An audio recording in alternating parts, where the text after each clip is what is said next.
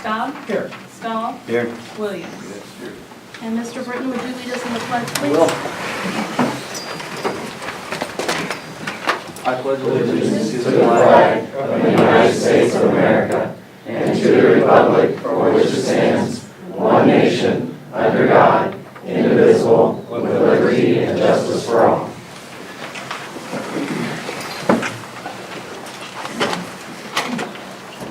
All right. As far as visitors that have asked to speak this evening, Yeah, we have Shane and Heidi Beck, and they would like to address the board for a student issue, and I would recommend that we hold off on that discussion until we get into closed session. okay. All right, so then, You would actually prefer to discuss it in open session. There's nothing that our student has done wrong. But we have to talk about things that are a student record and which we cannot discuss in open session. But we can discuss it in open session, correct?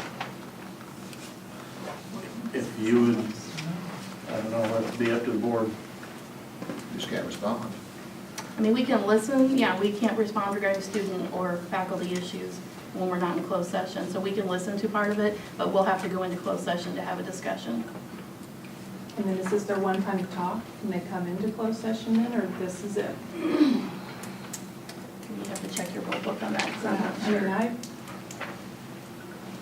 sure. Up to you. I mean, I would prefer to keep it on record for the public. Okay, so you can, do you want to start with that? Yeah, that's fine. Okay. Right. All right, okay. I do actually have some notes and copies for the board. I guess first, are you Mrs. Beck? Yes, I'm Okay. Mrs. Beck and Shane. Okay.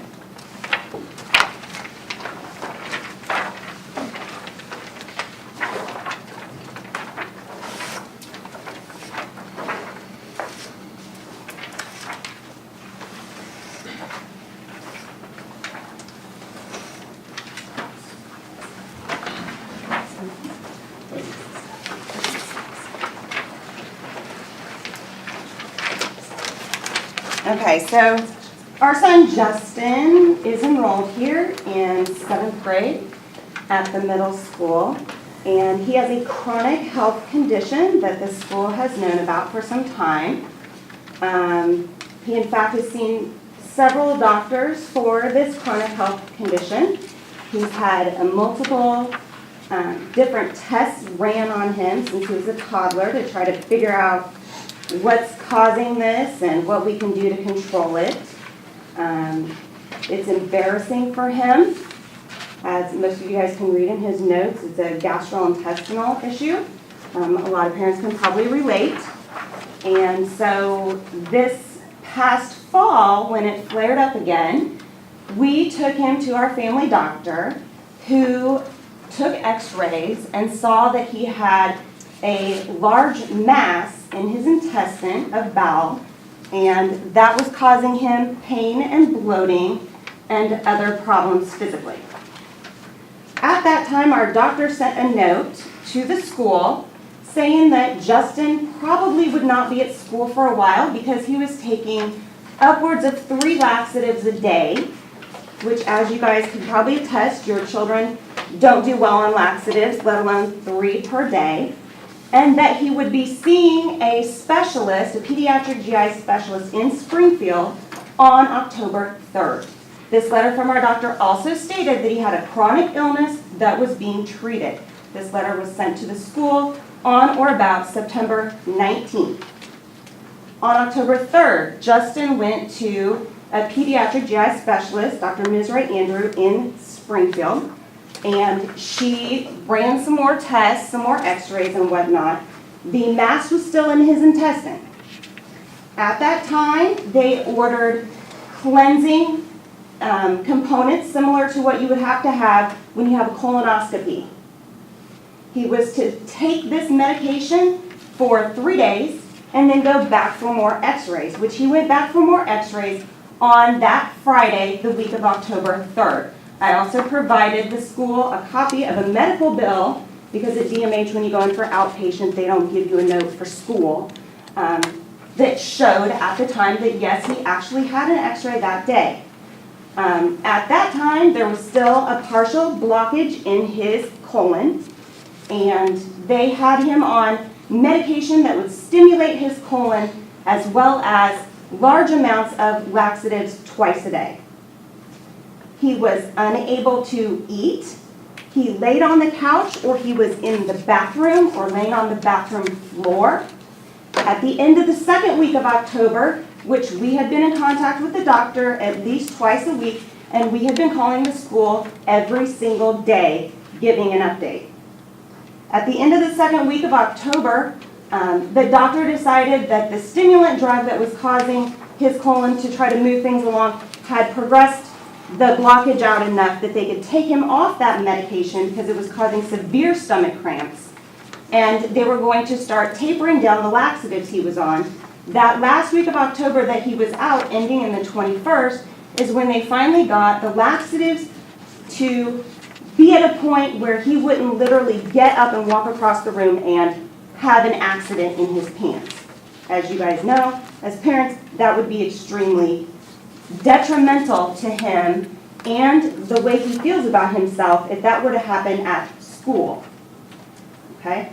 So, the week of the 21st was the second time I'd had a phone conversation with Mr. Trigg. I spoke with him earlier that month, and as I said, I spoke with Danielle every single morning, letting her know the update and the status of where Justin was in his treatment.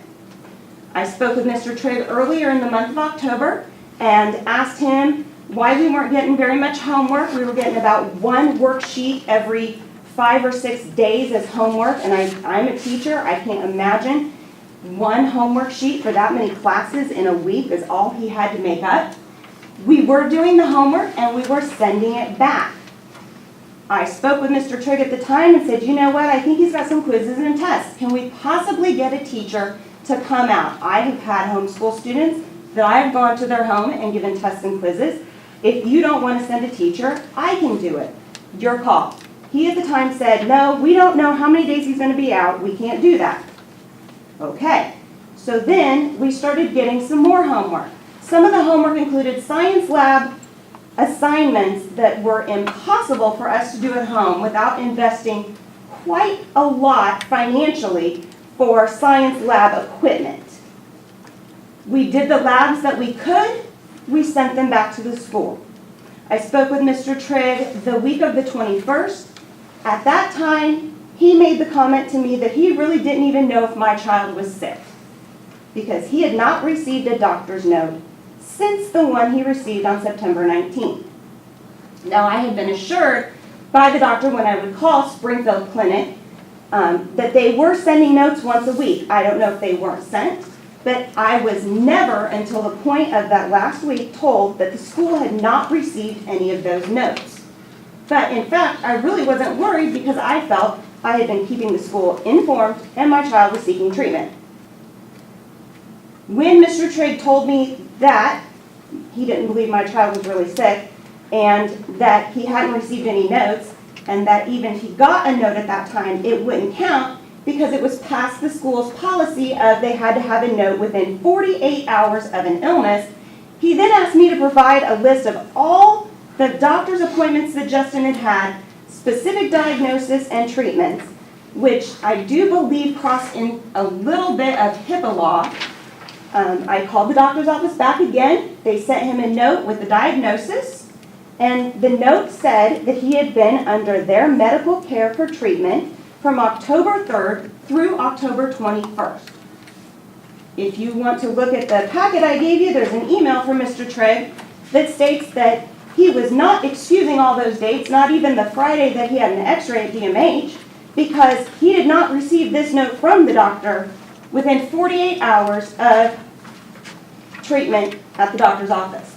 Now, I know there's some confusion as far as Illinois code and truancy. The Illinois code does say a child is not truant if there's something outside their control, such as a funeral, a holiday, a parent's illness, or medical reasons when a medical note is provided. Nowhere in Illinois code does it say that a 48-hour window or any other time limit applies to a student's absence. Our child is very intelligent. He's in accelerated classes. He scores 4s in PARCC testing. He is failing 7th grade. We've been told that homework we sent to the school has been lost, and from what I was told, Mr. Trigg had stated that my husband's mother had apparently lost the homework in transit to the school. We've been told he can't make up any of the work from the time he was out sick because it's all been marked unexcused. So I'm asking you how it's fair to punish a child who has a chronic illness by failing them. This is not what a school is for. This is not the purpose of education, and this is not a supportive environment for a child to attend. I'm asking the board to overturn the unexcused absence, to look at altering the handbook as far as the time limit that is requested for a medical note, and to either waive the homework assignments my child received 0s on, or give him an allowable time limit to make them up.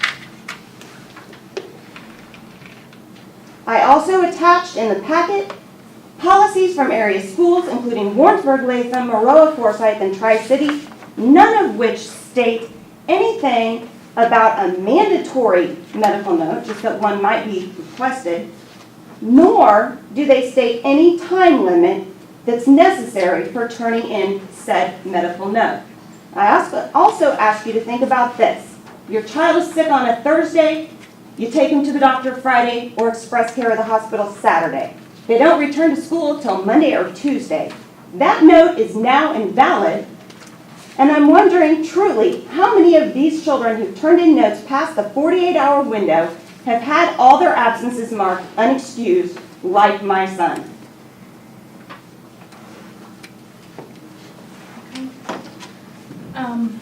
Well, we will, I guess, talk about it during closed session. Okay. Thank you.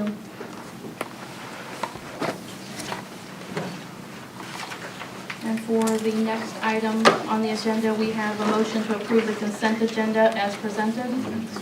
I just don't. Oh, I'm sorry. Skipping ahead. I have the storm, Mr. Meadows, you're on.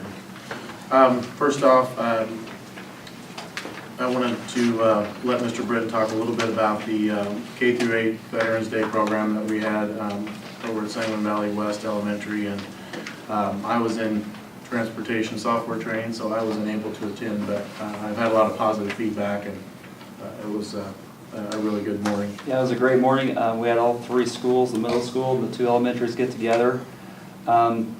This is something that we talked about maybe last summer about bringing the 2 elementaries together, and it was really cool to get to see the kids sing songs, K through 5 together as one school. Kayla Doherty, Monica Cummings, Andrew Martin, and Janelle Magnuson, they headed it up, and they did a great job with their, it was just great leadership, especially for the spirit of the thing. They made the veterans the center of the attention that day. The middle school chorus sang, and that was nice. Mr. Fleming played taps upstairs with the trumpet. That was very moving. There was a video presentation, which is pretty cool. Mrs. Weldy got to sing her song that she always does. I didn't know that she was a performer like she is. She did a great job. But yeah, it was just a great time. On the way out, we got to talk to the veterans, and they were just really excited that we did it for them. So it was a good event. And that was the first time that we've had both groups together in one celebration, I guess, which was kind of nice as well. So thank you, Mr. Britton. Next up, we have master board members sitting on both sides of me, Stephanie Guerrero and Martha Leeper. They have been attending various workshops and trainings over the course of their time of being on the school board.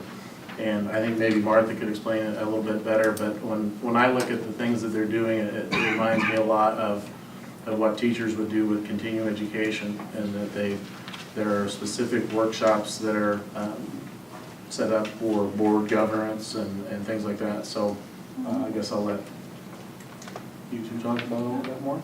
If you I know we were if you gonna like. do that. Yeah, it's just basically through IASB, and they have quarterly meetings hosted at various locations discussing various topics. And a lot of them with some type of educational, we were one where the group of attorneys spoke regarding school law, that kind of thing. So each time there's something different, we're going to host one next fall here at our location. And all of the Abe Lincoln Division will come to it. So basically attending all the educational things, you work up to a level, and school board conference this week counts as well. Yes, that's right. No, I think that's pretty, Okay, that's it. so thank you. Well, thank you. Thank both of you. And this was moved from last month, and we're going to squeeze it in today. Mr. Scan is here to talk about the SAP program. Well, thank you. I just wanted to say again, thanks to the board for all of your support in our world language department here at the high school. So this was our first exchange with Spain that we did, and we had a very successful time. We had 16 students that came to us in the fall of last year, and they were with us for the month. And we took them around our area. They got to spend some time at our 2 elementary buildings, our middle school, and of course here at the high school, giving presentations. And then June of last summer, we were over there. I think some of you probably read the paper that I kept sending some articles to each week, so you knew what we were doing while we were over there. The school is in a suburb of Madrid. It's in Majadahonda, Spain, and it's a Catholic school, grades K through 12. And so the students got to attend classes with their partner and see what the education system is like in Spain. They got to give some presentations from kindergarten all the way up to the 12th grade about our school district, about Illinois, and about the United States. They're implementing an English processing sort of calendar where the students are starting to be immersed into English by starting in kindergarten. So let's say in 1st grade over there at their school now, a math lesson is now taught in English. So instead of teaching just math to the students in 1st grade, they're teaching it in English, so that the students not only are learning math, but they're also getting their English training, as well as their English class. And then in 2nd grade, it's a science class that's taught in English. So the students were able to go to the elementary, to those rooms, and help the students out and teach them in English. And of course, they like to hear our students because it's American English, because they're used to British English. So we also got to go to Toledo and to Segovia, 2 very famous towns north and south of Madrid, and of course to the city of Madrid itself. So Nate Hiley went with us, and he's going to just say a couple highlights. And then I also brought Maria Perez. Maria was on the exchange and liked it so much that she has returned for the full academic year here at SVHS for this year. So they were just going to give you a couple different highlights. We don't want to waste a lot of time here tonight. So thank you very much for your support, and we're looking forward to another exchange with them next year. And we will go after the band returns from Walt Disney World, because maybe, and I'll be on that trip too, we'll see. But here's Nate and Maria that can tell you a little bit more about our SAP trip. If we had to give the top 3, the first one would probably be the school, because I mean, not only obviously is it somewhere else and it's a different language, but it's a private school, so you kind of see how that works. And they have masks one day, and they're in a uniform, and then it's a lot, how many kids?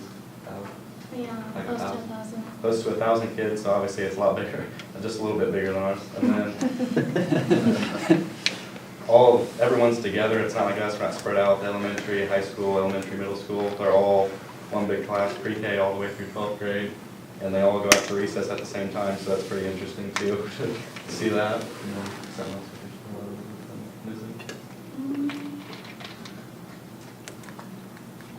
Well, in the classes we only are with people of our age, so all the seniors are together, all the juniors are together. You won't have classes with people from different grades.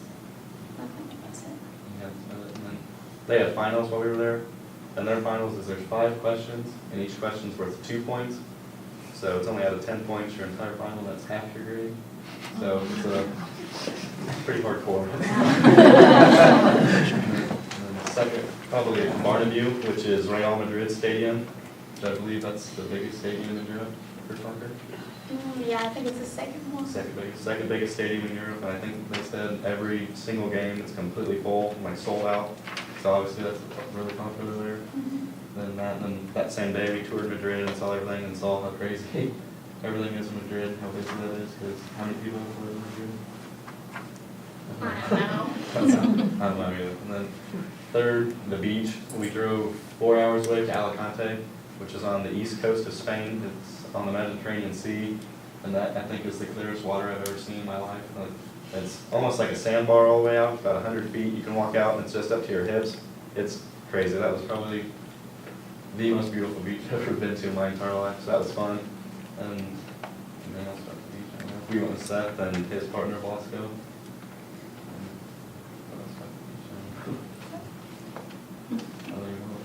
Other than the beach and, oh yeah, fun story about the beach. We lost them because me and Seth didn't look where we were before we left. So we were walking, so yeah, we were a lobster the rest of the day. It took us about 2 hours to find them because this thing's packed. But yeah, other than that, good day. A lot of after sun afterwards. Well, I'm glad the first program went well. It did. Seems like it was well received. And you're back for a full year? Yeah. Wow, it's impressive. Well, thank you guys very much. And thank you, and we did bring back some souvenirs for everybody for your support. So with the Mediterranean diet, for the board members, we have olive oil, which is a staple. For Mr. Meadows, some Spanish wine, which is of course very popular. And for the rest of the administration, some sangria that you can enjoy on your own time as well. Thank you very much for your support of our SAP program. Thank you. Thank you very much.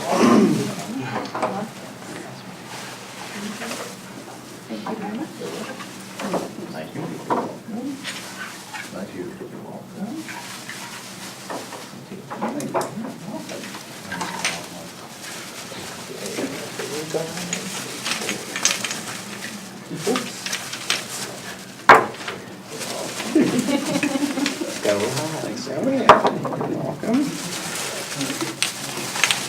you.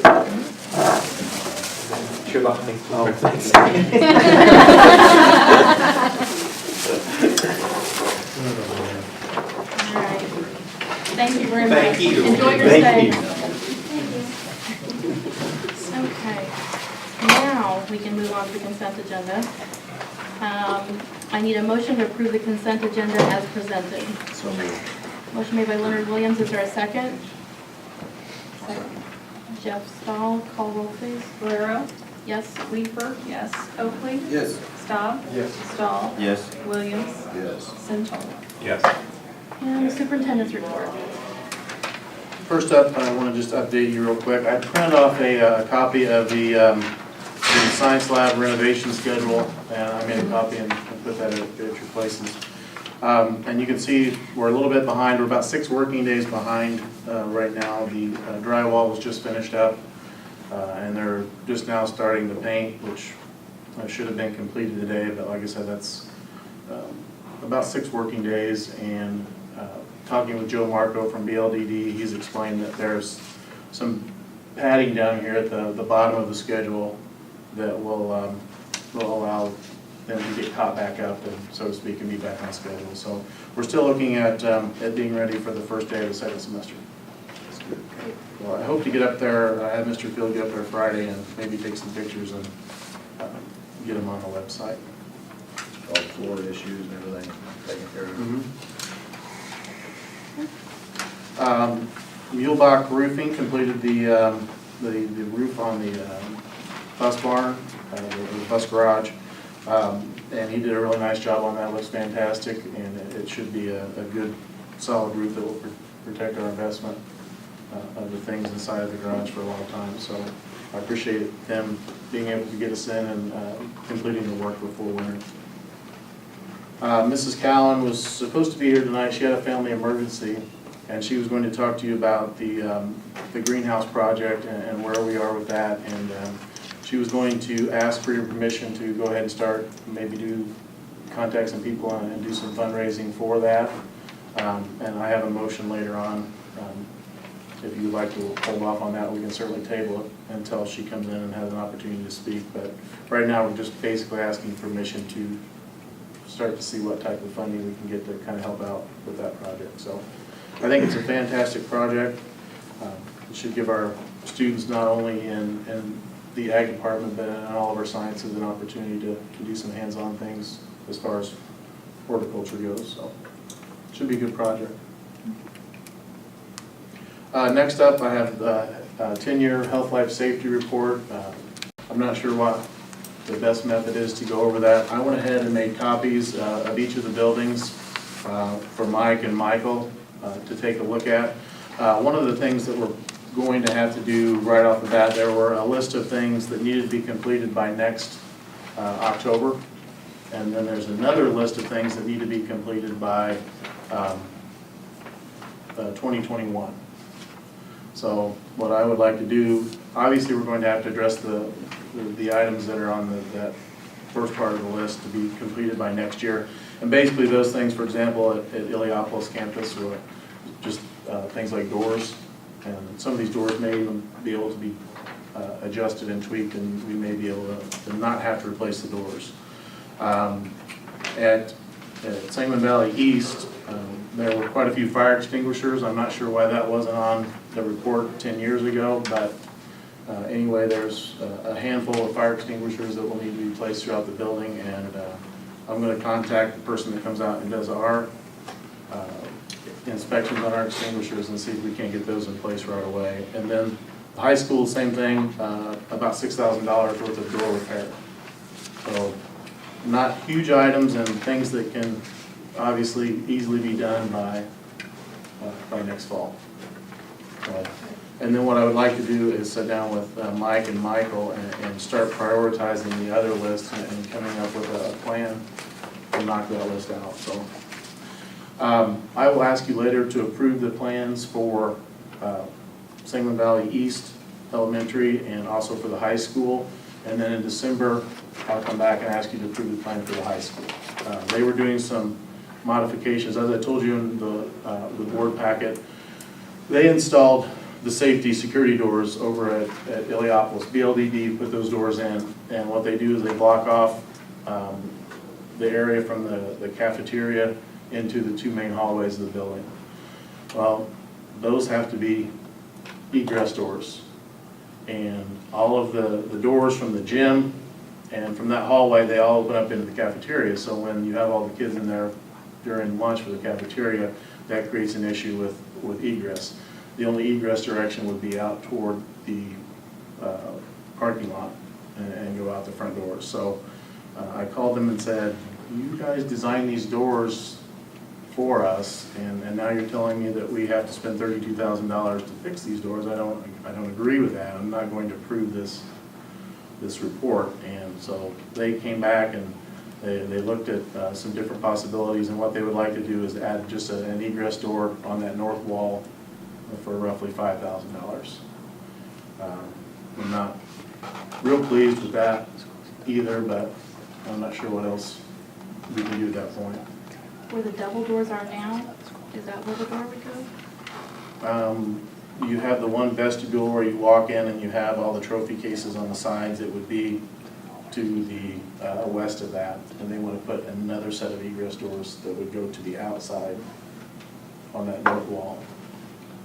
Leave the security doors in place, Okay. and then have another means of egress in that Out north wall. actually into the parking lot? Yes, well, into right there where the flagpole went.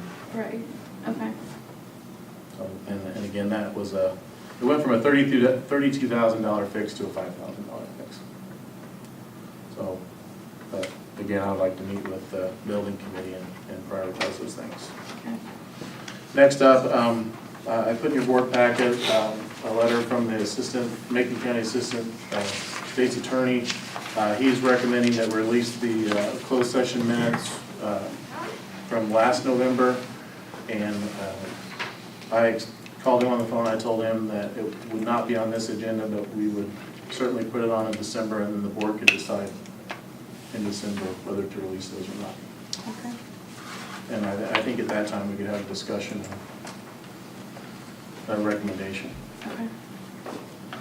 And then the last item that I have, Leonard was kind enough to put together the tax rate calculations. I gave you a copy of that, and there was a question about general state aid and how it's figured, and I didn't have the answers because it's one-page document that has several numbers, and you're taking one from the other, and so what I've provided for you is kind of an explanation, or what Leonard's provided for you is an explanation of our tax rates, why they are set at the level that they are, and then the second page is basically a worksheet to figure general state aid, and it pretty much explains it in detail. It tells you what each school district has to do in order to achieve the $6,119 foundation level that every school district needs to achieve to educate one student. And you're going to vary from district to district unless two districts are identical. You can't compare them, so these numbers, the only like number on this compared to another district is going to be the $6,119. So yeah, I would like you guys to take this home and read it, and then if we want to discuss it again at the next meeting, we can. If anybody has questions that go into it, if we could put it on next month's agenda to actually disseminate it. One thing that probably needs to be mentioned is that 6119, that number has stayed the same since 2007. Yes. So I don't know, there's nothing else that hasn't gone up cost-wise since 2007 that I can think of, except, I guess, to educate children, so. Unless I'm wrong, the capped funds are what the voters voted in the district when the schools consolidated. So those capped funds will remain the same. That's all I have. But the money received hasn't, because the EAVs went up every year. Right. That's So- all, it's on there. So we've gotten more money every year, even though the cap funds stayed the same. So it's all, as is explained in this document, so. Okay. So then at this point, we'll move on to the curriculum director's report. I just got an email out to you guys with a little bit more detail to it just this afternoon. The first time I got a chance to kind of sit down and crunch some things. If you get onto the Illinois Interactive Report Card website, they just updated about a week ago all the information for our district on there based on the last year. So the updated graduation rates, updated park scores are now on there. This, that, and the other, along with our demographic information too. So, you know, your percentage of low income, mobility, and all those things are also listed on there. And you can go in there and kind of search through, you can look from school to school, compare those numbers, you know, between district, other districts, stuff like that. It's a pretty nice website, how they've set it back up. Looking through here, a few highlights here.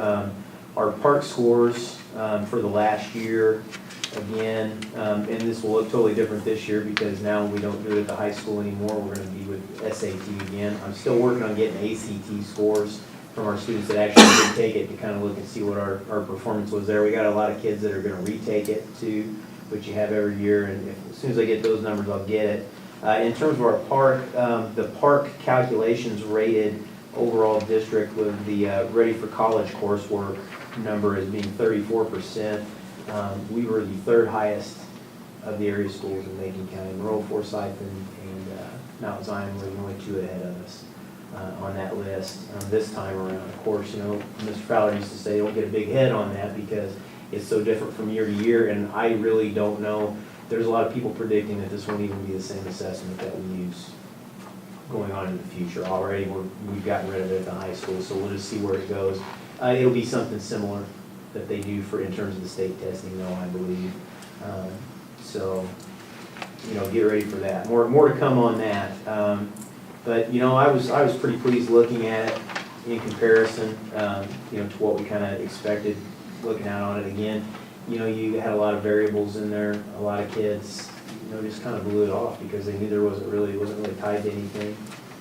So a lot of different factors in there, but I was pleasantly surprised for sure when we went through there. Graduation rate was up from 77% to 83% over the last year too, which I thought was a nice little number to see in terms of that. So we're going in the right direction, I think. And I gave you some more detail again on that email. But if you have any questions about it later on, once you get a chance to get in there and kind of play with the program online, feel free to give me a call or catch me at the next meeting or wherever, and I'll be more than happy to discuss with you.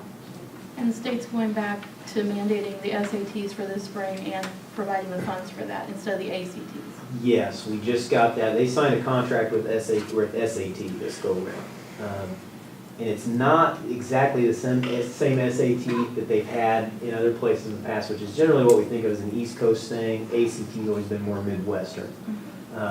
It's more like the ACT. So it's very similar to the ACT. There's a few, kind of key differences to it.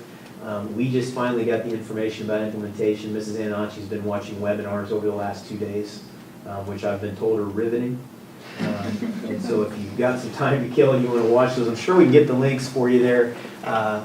Looking at it right now, the biggest thing I see, we're going to look at doing an off-site test, probably at the church like we did with the ACT, and what we did with the park last year.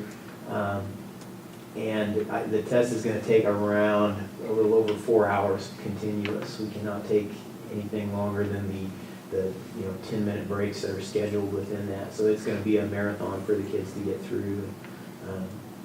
Definitely will be something better, I think, than taking the park, because this is actually tied to college entrance. It will be something that they can use in terms of their transcript for universities and stuff, which we were not able to do anything with the park. It didn't mean anything. So a lot of kids just kind of they didn't take it serious.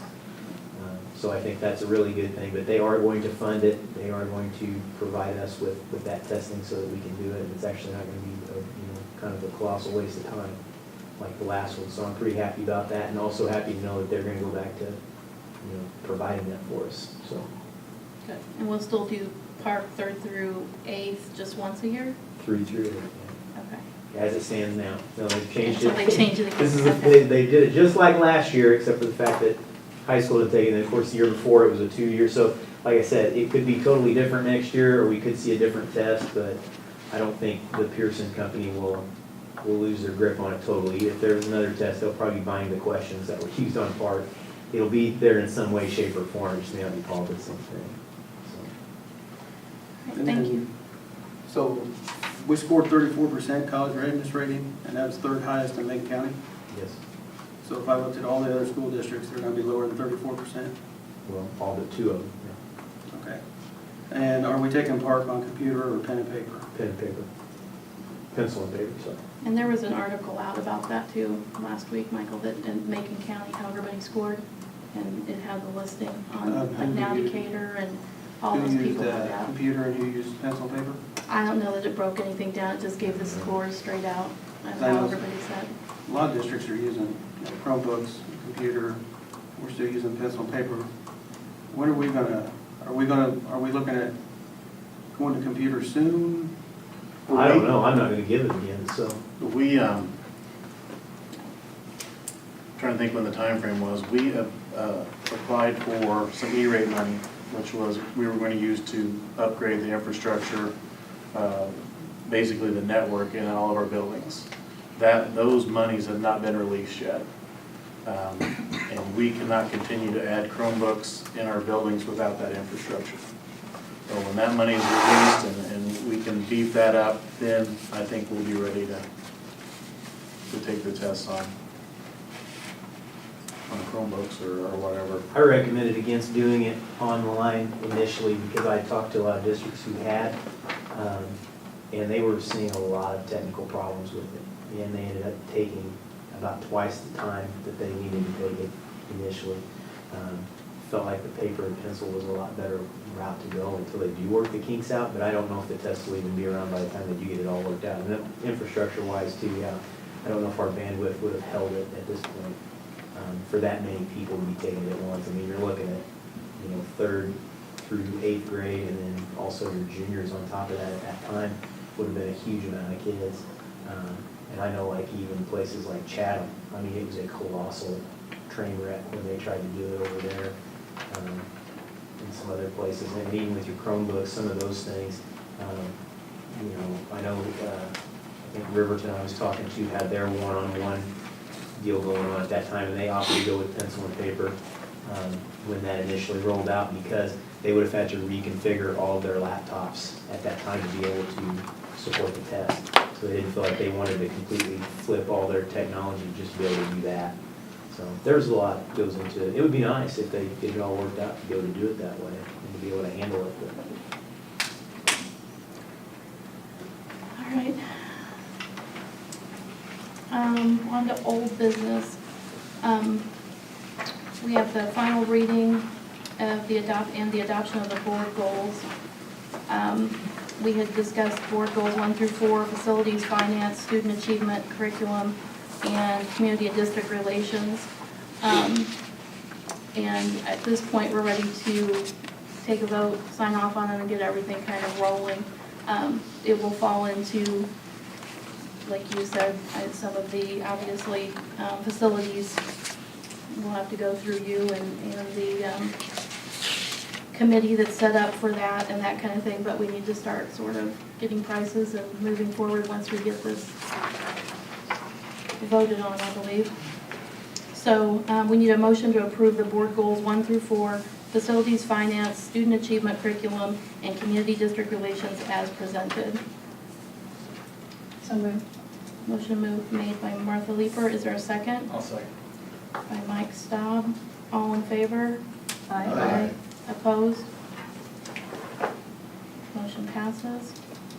Okay. And then on to the resolution committee. We're going to school board conference at the end of this week and weekend, and we need to go over the resolutions report. Martha has a brief synopsis for us, and at that point I will also ask for a motion to approve Mrs. Leeper to attend and give our vote at that meeting.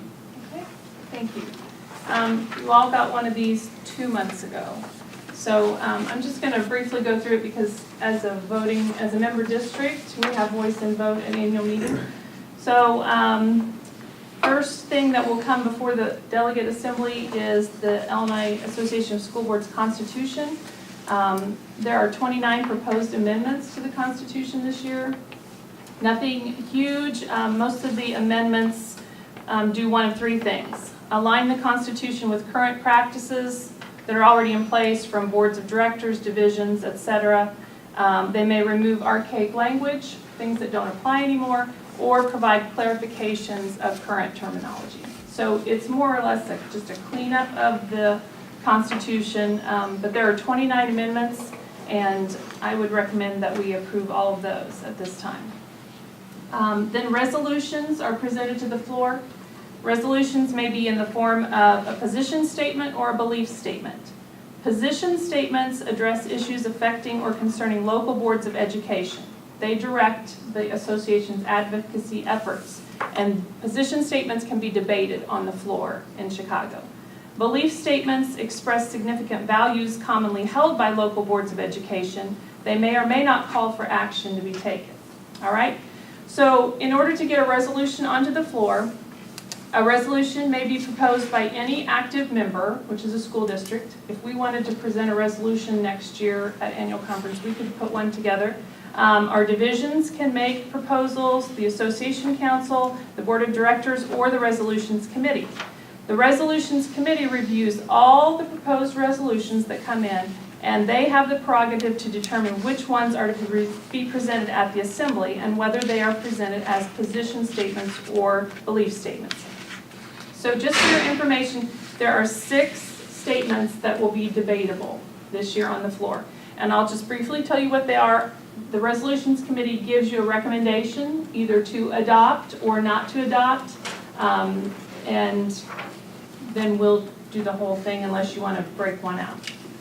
All right, the first one, there are 2 under the topic of educational programs. One is for special needs students, and this statement supports legislation to not require school districts to be financially accountable for students' special education services beyond their 19th birthday if the student has enough credits for graduation. And the resolutions committee recommends that we do adopt that one. And the second one is student readiness. This resolution urged school boards to adopt the framework of metrics and indicators proposed in the National Redefining Ready campaign. And the resolution committee asks that we not adopt that one. And if you want any explanation on yes or no, why they say yes or no, I can tell you briefly. The second category is financing public education. There's a resolution concerning clock hours versus minutes. And this statement advocates research, so it's just they want to study the impact and viability of moving from required days of student instruction to minutes of student instruction, to compensate for minutes lost due to closures brought on by disasters, extreme weather conditions, floods, evacuations, and other events beyond the control of the district. And they recommend that we do adopt that one. Then under board operations and duties, there's a statement of affairs resolution. Supports legislation that would allow districts to publish any notice, agenda, record, or other information or material required by law electronically instead of in the paper. And they recommend that we do adopt that. Family member as officers on a board of education. Some of these you don't know where they come from. Supports legislation that would disqualify from service as an officer of Board of Education, subject to narrow exceptions, any person who concurrently serves on that board with a person belonging to the same family. So it means you have to have two people on the board in the same family to begin with, but then they can't hold office. Common sense. And the last one is board employee relations. It's a special education support staff bill that supports legislation allowing special ed support staff assigned to individual students and deemed necessary to the student's education to be excluded from the years of service or seniority termination clause in collective bargaining. And they recommend that we do not adopt that. So there's those 6 things. Then there will be 6 amendments to existing statements, 4 reaffirmations of statements. We're going to delete 12 of them that have come up in the past, mainly because they had to do with No Child Left Behind, which is not valid anymore.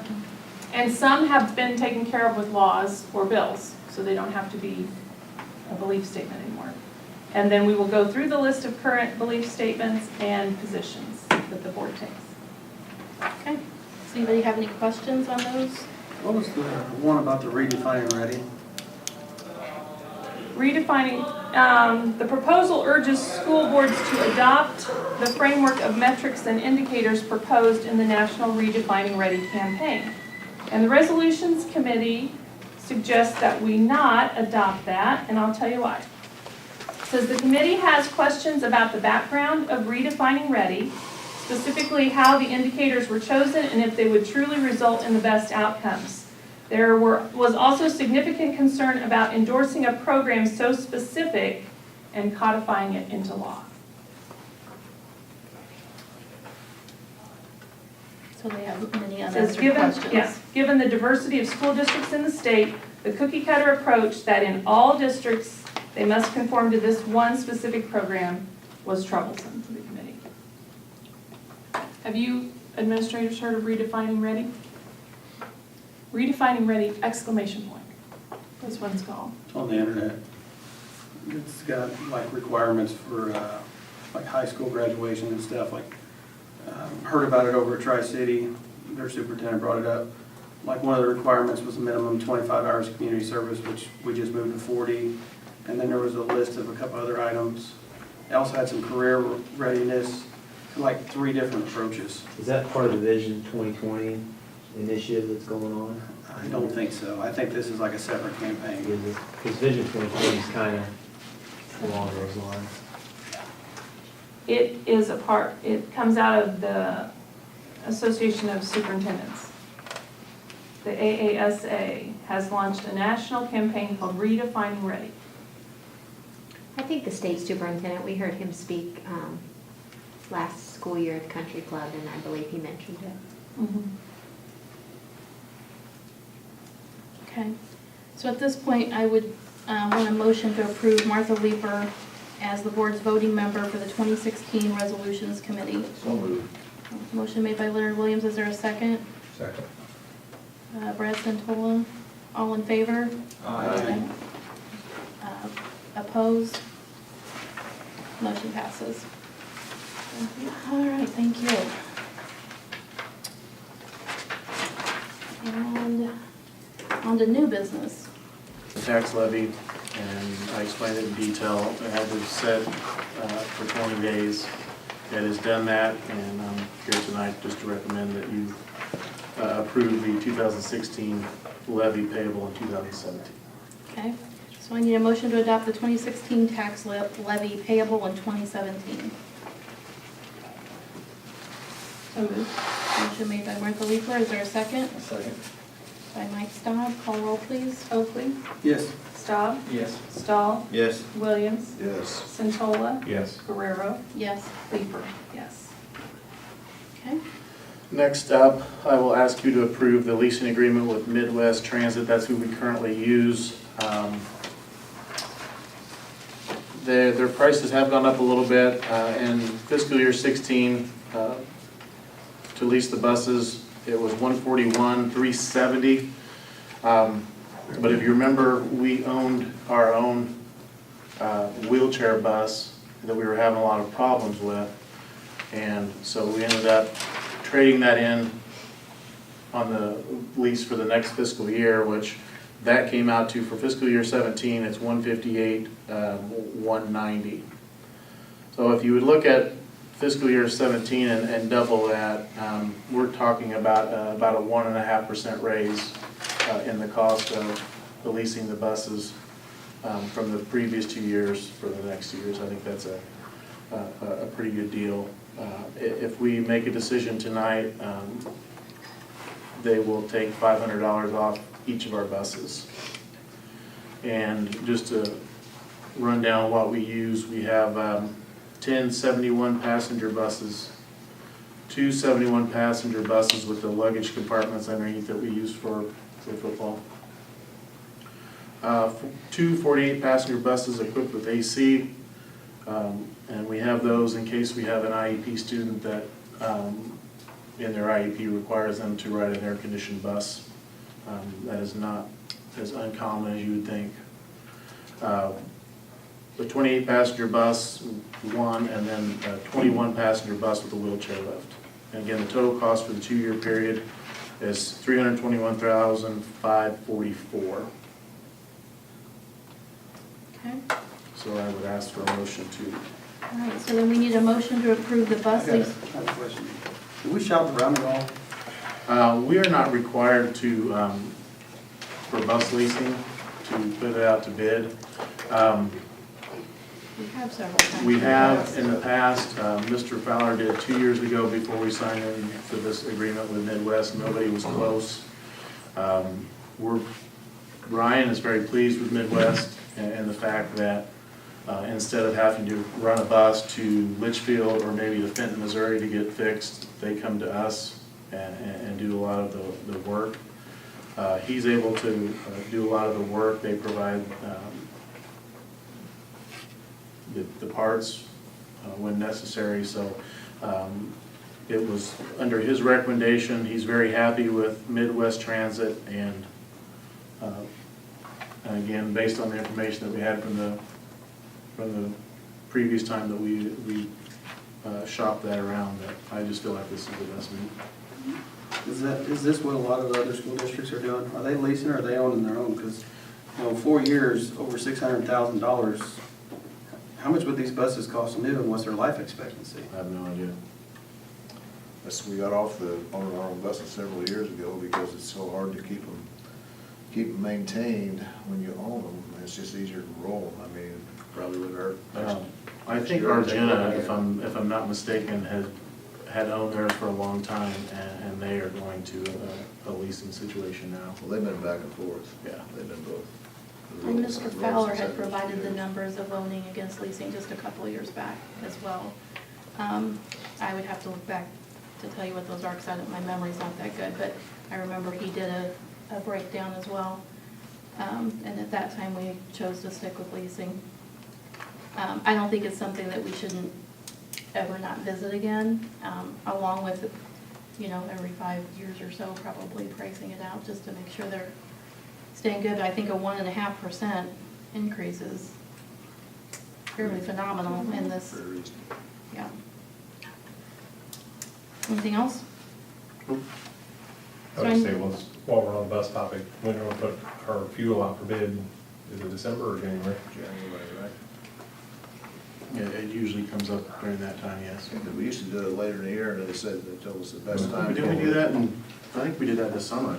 We I'd have to go back and look. We changed it, or so we're gonna change it because you get a better price if you do it. I'll have to go back and look. I can bring that information and see where we are on that for the next meeting. I'll put that on there. So motion to approve the bus leasing agreement with Midwest Transit Equipment for the 17-18 and 18-19 school years for the amount of $321,544. I'll move. Motion made by Leonard Williams, is there a second? I'll second. Jeff Stahl, call roll please. Staub, Yes. Stahl, Yes. Williams, Yes. Centola, Yes. Guerrero, Yes. Leeper, yes, Oakley. Yes. Okay, and then next. Like I mentioned before, Ms. Cowan could not be here tonight. She was going to talk to you about the possibility of seeking grants for the construction of the new greenhouse. I would ask that you allow her to do that. Okay, so I need a motion for the approval to seek grants for the construction of a new greenhouse at Sangamon Valley High School. I'll move. Mike Staub, is there a second? I'll second. Brad Santola, call roll please. Stahl, Yes. Williams, Yes. Centola, Yes. Guerrero, Yes. Leeper, yes, Oakley, Yes. Staub. Yes. Okay, In your board packet, I talked about the fact that our current concession stand is going to be in need of some repair, both with the soffit and the roof. The location that we're looking at with the greenhouse is looking at right next to the concession stand, removing the 3 trees that are just to the south of the concession stand. And I think now might be the time to at least do some research on what it would cost to build a new concession area that would also have restrooms. It would be much more convenient than everybody having to come into the building to use the restroom. To have the greenhouse, you're going to need a drain in the greenhouse itself, which means we're going to either have to run a line and try to tie into the building somewhere or run out to the road. I met with some people from the village, and they're working on getting me a bid of what it would cost to run probably an 8-inch line from that area out to the edge of the parking lot and then straight out to the road. It's about 300 and some feet. So they haven't got back to me with that, but what I would like to do is start gathering up some numbers and look and see what it would cost to do that. okay. So we need a motion for the approval to seek bids for the construction of a new concession stand with restrooms at Sangamon Valley High School. I have one question. If a new concession stand does go in, will it have to be ADA compliant? Yes. Okay. And this is just going out and looking at numbers, this is not saying we're Seeking gonna build, bids. we're gonna do Bids. it. Seeking Okay. Just looking at strictly numbers. So motion for the approval to seek bids for the construction of a new concession stand with a restroom at Sangamon Valley High School. I'll move. Mike Staub, is there a second? I'll second. Jeff Stahl. Call roll please. Williams, Yes. Centola, Yes. Guerrero, Yes. Leeper, yes, Oakley, Yes. Staub, Yes. Stahl. Yes. Some there's water already there. No. Yeah. There's a water, there's a hydrant there. Oh, okay, but in the Not actually building- in the Right. building itself, no. There's a water line out to that area. So you guys have been holding out on me for a lot of years. Okay, next. Next is the 10-year health, life, safety for Sangamon Valley East Elementary.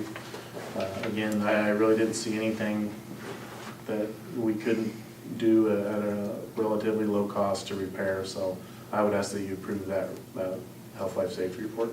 Okay, so motion to approve the 10-year health, life, safety survey for Sangamon Valley East Elementary. So moved. Motion made by Martha Leeper, is there a second? I'll second it. Leonard Williams, call roll please. Centola, Yes. Guerrero, Yes. Leeper, yes, Oakley, Yes. Staub, Yes. Stahl, Yes. Williams. Yes. Okay, And it's basically the same thing for the high school. One of the things I did find interesting was that back in 2006, the roof over the gym did not meet and was recommended for repair, and I think they put that real thin white layer over sometime, I think when Mr. Fowler was here, and maybe 2008 or 9, and I guess that has temporarily allowed the roof to pass. So that's not something that, I think it's something that needs to be addressed in the near future, but it's not required on this health, life, safety survey. Okay. So a motion to approve the 10-year health, life, safety survey for Sangamon Valley High School. So moved. Larry Williams, is there a second? I'll second. Martha Leeper, call roll please. Guerrero, Yes? Leeper, yes. Oakley, Yes. Staub, Yes. Stahl, Yes. Williams, Yes. Centola. Yes. Okay. And the last item, much like October, we deemed as Illinois Principals Month, I would ask you to do the same, to make November 2016 an Illinois School Board Members Month, for in appreciation for all the hard work that you guys do, and sometimes it is a thankless job, but it's a necessary job, and so I appreciate everything that you do, and I know the community does as well. So Thank you. I'm asking you that you approve the resolution. And there's a lengthy resolution, and it's way too much that you guys don't want me to read it, so he's gonna put it in the newspaper, and, I'll put it on our website as well. yeah. So motion to approve the resolution to designate November 2016 as Illinois School Board Members Month. So moved. By Martha Leeper, is there a second? I'll second. Mike Staub, all in favor? Aye. Opposed? Motion passes. Okay? And at this point, Real quick, on the, do we have a report on the West Campus at all? I'm waiting on We do have a report on it. They made a change in that report, but it came to me too late, so I was going to have you act upon it in December. Okay. I have provided a copy of that report for both Mike and Michael. And I have electronic version, if you'd like for me to email it to you guys as well, you can have that as well.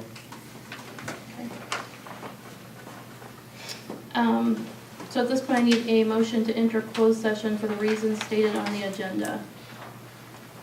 So moved. Motion made by Jeff Stahl, is there a second? Second. Fred Santola, call roll please. Leeper, yes. Oakley, Yes. Staub, Yes. Stahl, Yes. Williams, Yes. Centola, Yes. Guerrero. Yes. 8:02. 8:03. 8:03.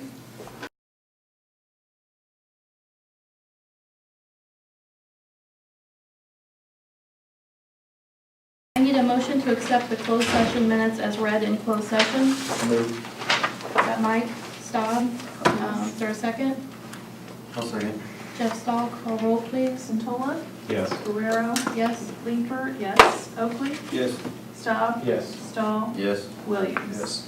Okay, I need a motion to employ Autumn Pfeiffer as an 8-hour-a-day night custodian at Sangamon Valley High School. So moved. Motion made by Jeff Stahl, is there a second? I'll second. Martha Leeper, call roll please. Guerrero, Yes? Leeper, yes. Oakley, Yes. Staub, Yes. Stahl, Yes. Williams, Yes. Centola. Yes. Motion to approve a 12-week FMLA request for Lori Leeper to begin on or around January 13th, 2017. I'll move. Yes. Motion made by Mike Staub, is there a second? I'll second. Mike Oakley, call roll please. Leeper, yes. Oakley, Yes. Staub, Yes. Stahl, Yes. Williams, Yes. Centola, Yes. Guerrero. Yes. And I need a motion to adjourn. I got something. Attended the Tri-City Board meeting last Thursday, and I learned that they've been approached by Riverton to do a consolidation study. Have you guys had any talks with them here lately to see what's going on over there? Because how would something like that affect our co-ops? I really don't know, other than I doubt if they would be interested in, with Tri-Cities enrollment and Riverton's enrollment, and then put our enrollment on top of that as well. I doubt if they would be interested in that. So, but if there's a consolidation and we're still under like a contract agreement with them, is that null and void? I would say as soon as the district is dissolved, that so is the contract.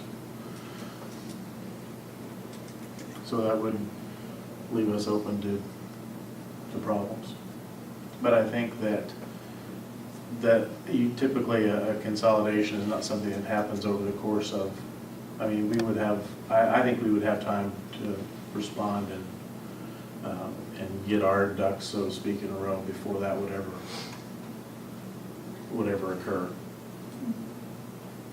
I would recommend that we continue to do business with them as long as we're still happy with the co-ops, and at this time, I'm happy with those, and so, again, it's going to be your decision, but again, I think we'll have time.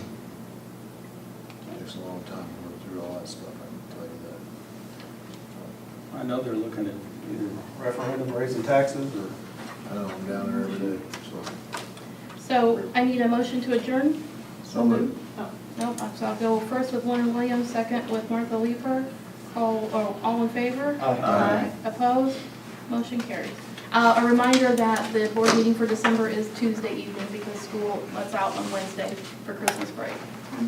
And those packets that, yeah.